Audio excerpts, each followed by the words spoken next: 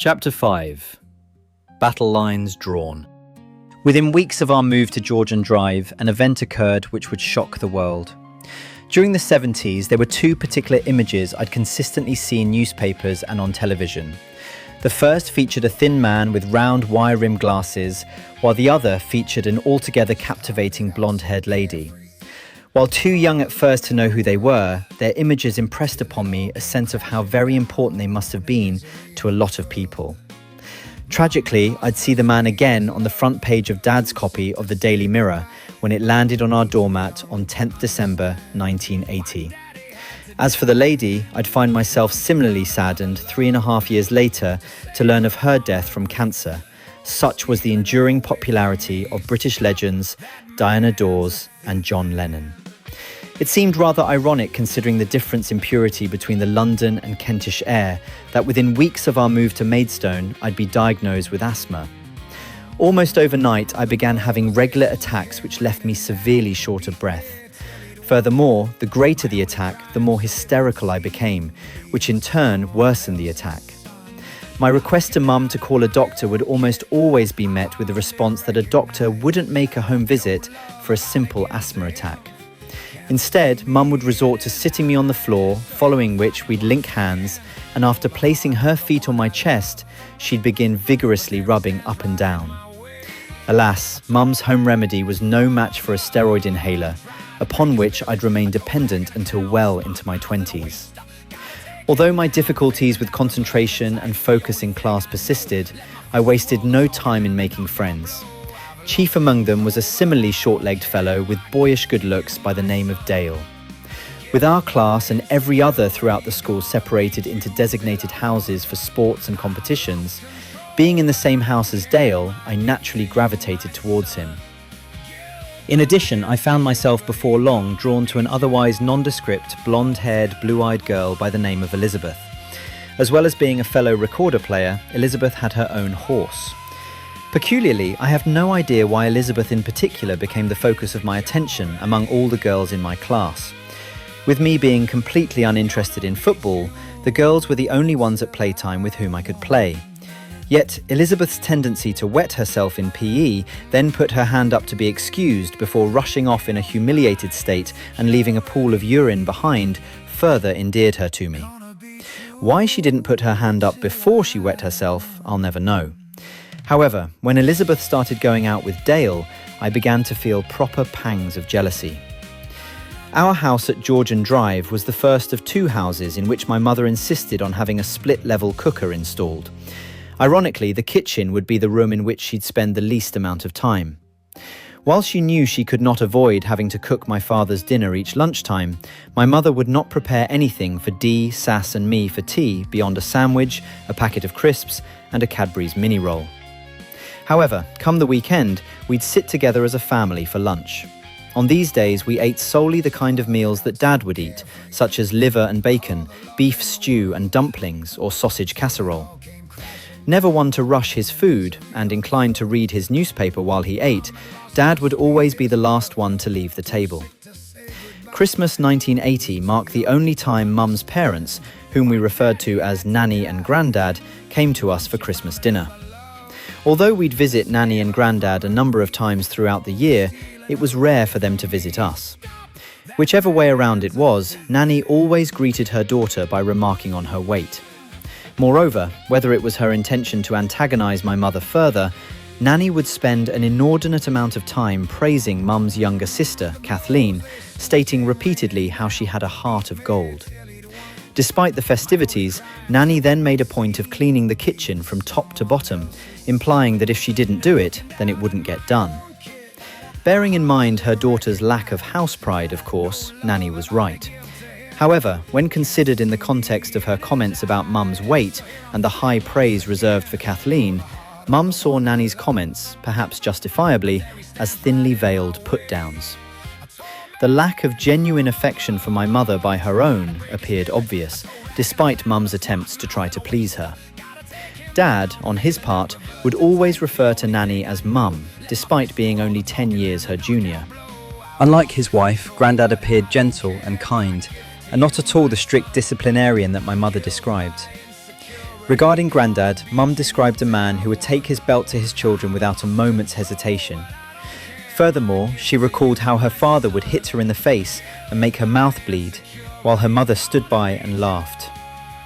By now, this man cut a much softened figure and seemed to enjoy nothing more than cooking, maintaining a comfortable home, and keeping his wife happy.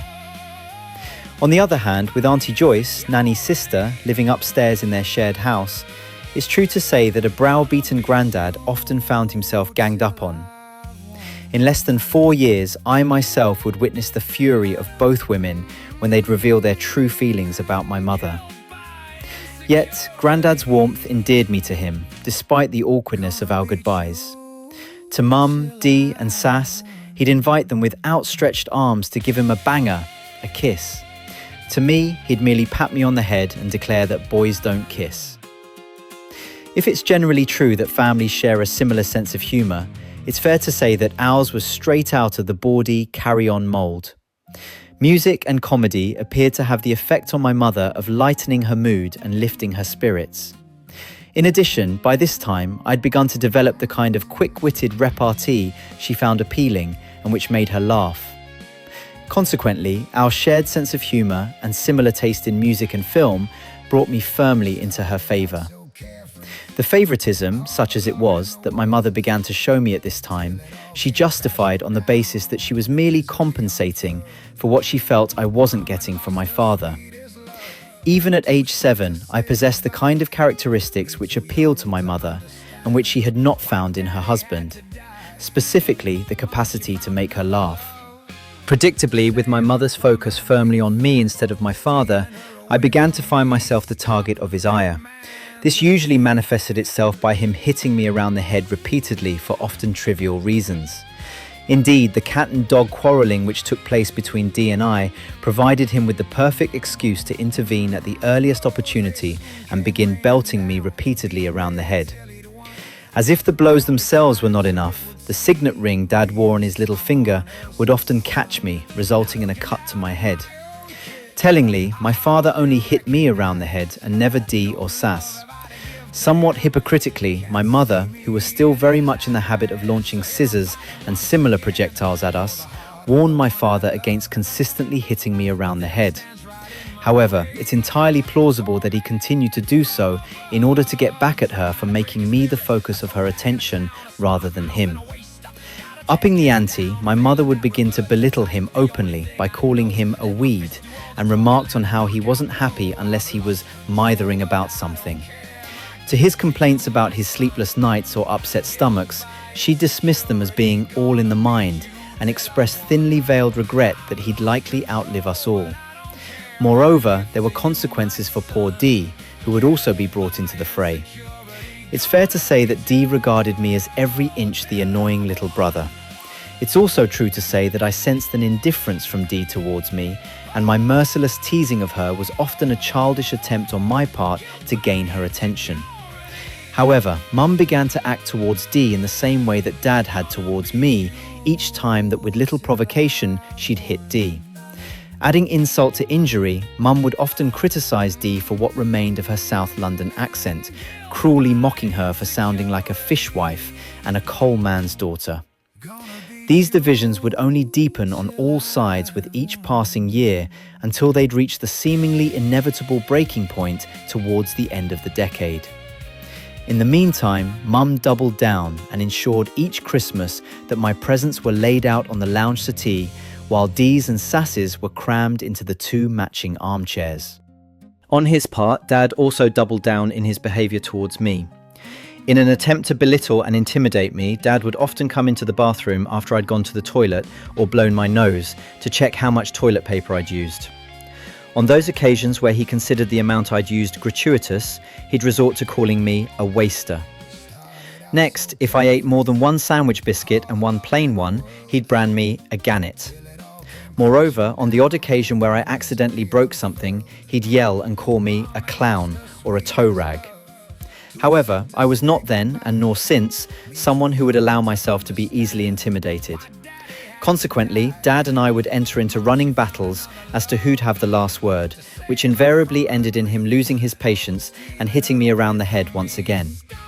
Yet I would not roll over, and his hostility towards me not only strengthened my resolve, but served to deepen my resentment towards him. This resentment would become fixed 18 months later, following an event which threatened to tear already fragile bonds to pieces.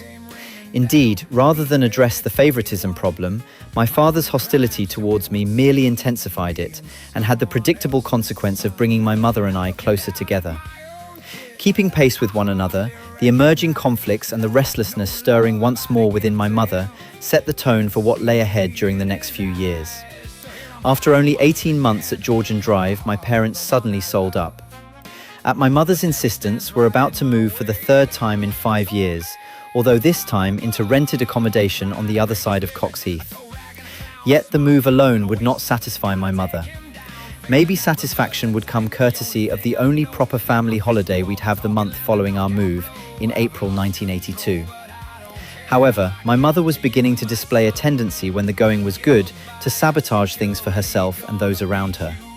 So, in May of that year, we jetted off for 2 weeks to the west coast of Cyprus, to the ancient city of Paphos. How fitting then that the island considered the birthplace of the Greek goddess of love, lust and passion would provide the setting for my mother's most audacious act to date.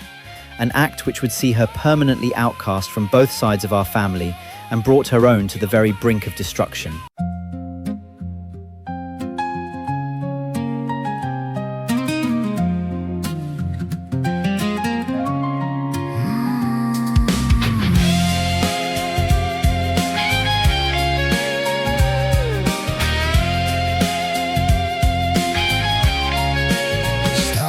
So carefree, all the love in the world, till it all came crashing down and misery unfurled.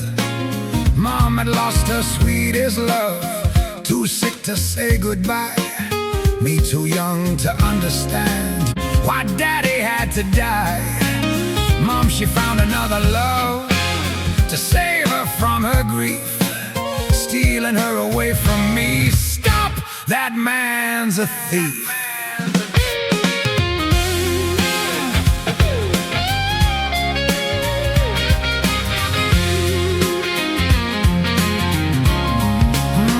The blows, they soon came raining down, beat me till he'd won. My only crime, so it would seem, being someone else's son. Now looking down at my own kid, I hardly recognize. No love have I to give to him, can't see me in his eyes. So here I'm fighting once again for the heart of the one I love, but there he stands right in my way, a torment from above. Try to break his spirit, a toe rag and a clown, a smart mouth and a waster. Gotta take him down, failing that revert to type, the only thing I know. Let my fist do all the talking, land the knockout blow. I've lost control, but I don't care. My gift to you, my son. Guilt by insecurity, gonna beat you till I've won. I've lost control, but I don't care. My gift to you, my son. Guilt by insecurity, gonna beat you till I've won. Oh, guilt by insecurity,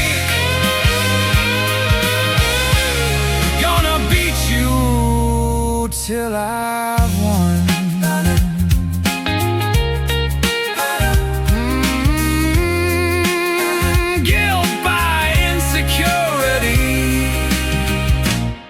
Gonna beat you till I've won.